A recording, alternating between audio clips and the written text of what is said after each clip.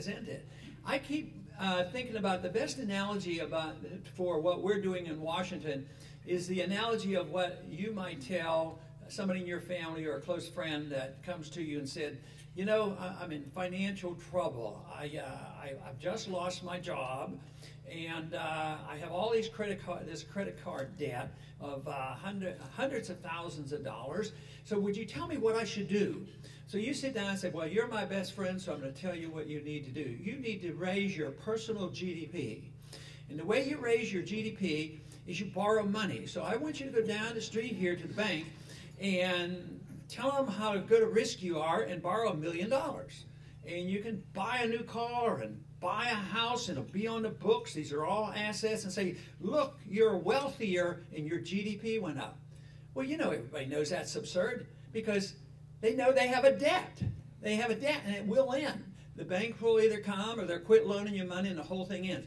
But the federal government does it. We finally get into trouble by spending too much, borrowing too much, taxing too much, and regulating too much. And finally the bust, which was predictable, comes to an end. So the people come to the government. What are you going to do about it? Oh, well, yeah, we know you've had this problem, so we have the answers, no sweat. Spend more money, borrow more money, print more money, and more regulations, and certainly don't even think about the free market or sound money.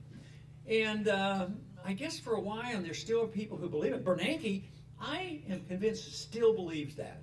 He is so confident and so delusional that he believes his own writings. And yet, you know, the last time he was before the committee, I asked him, I said, what will it take for you to admit you were wrong? And I guess what? I couldn't get an answer out of him. But there will come a day, whether he admits it or not, there will come a day when this country and the leaders of the country and the people will realize that the system of Keynesian economics is completely false and wrong. That's what we're fighting against. We're not fighting against a Nancy Pelosi and a Barack Obama and that's it, just remove them from office and everything's going to be okay. We're running against a system of government that endorses Keynesian economics, inflated currencies, fiat currencies. We believe in the government being the safety net. And just changing a politician or two won't do the trick. We thought in the year 2000 that things were going to do better. I thought things were going to do better in 1994.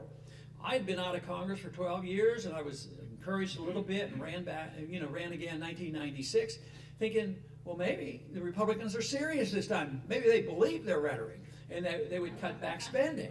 But then finally in the year 2000, well, we have control of the House, control of the Senate, we have a president that's going to veto all those bad bills, and everything is going to be okay. And all it did was solidify all the bad ideas he had, all the Keynesianism, and worse too was the great emphasis on this interventionist foreign policy of policing the world. I was pleased with what was going on in the year 2000, and we were told by our candidate that we shouldn't be the policemen of the world. We should have a humble foreign policy. We shouldn't be a nation building because that's what the Democrats did. And we didn't like what they did in Somalia and Bosnia. And we would be different. But look at what happened. We fully endorsed it. Now we as conservatives are confronted with conservatives who are not as well informed, will say, we don't endorse this empire building. That's not what America is all about. If we want to influence the world, which I think is legitimate, if we have a legitimate philosophy. The philosophy of liberty is a great philosophy. But the only way it's worthwhile and the only technique that we should ever use is to set a good example and make them want to emulate us. Yeah.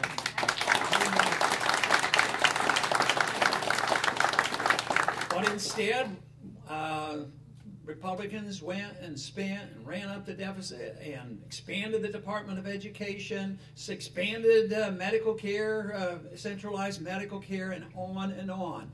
And of course, the people became disgruntled and they wanted a change. So they ended up getting a change, but what did we get? More of the same. It's once again ideas endorsed by the people that is translated to pressure on both political parties, and they go along with it.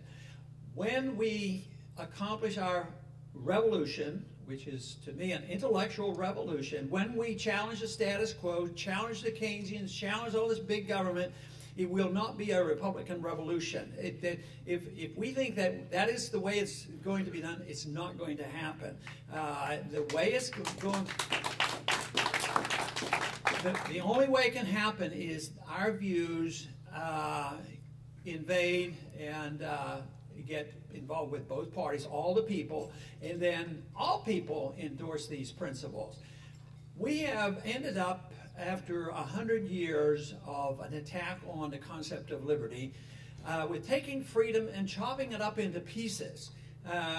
Our foreign policy is scatterbrained. You know, everybody talks about defense and security of the United States, and yet both parties seem to make us more vulnerable, and it's draining us. But at the other times, we have some individuals in Washington are reasonably good about dealing with personal liberty. And they'll say, yes, you have a right to your personal lifestyle. You know this, these civil liberties are important.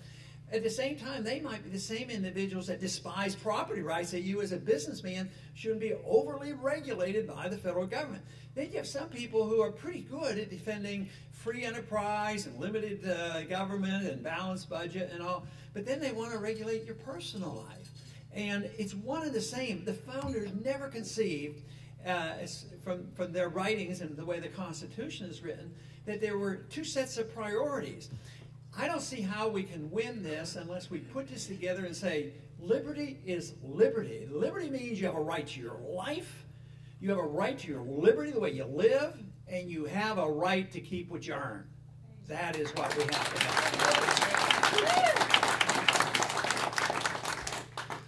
Probably what is going to happen is that this will come to an end, and this is why the work of people like you is so important.